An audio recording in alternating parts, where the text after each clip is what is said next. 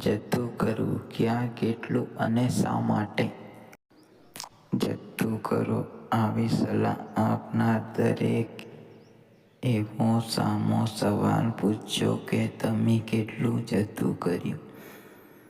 સંબંધોમાં નાની નાની દરેક વાતે જતું કરવું યોગ્ય નથી. આવું કરવાથી તમારી ઈચ્છાઓ, તમારા સપનાઓ અને તમારી જરૂરિયાતોનું વધુ સામેની વ્યક્તિ નજરમાં નીચું થવા માંડે છે.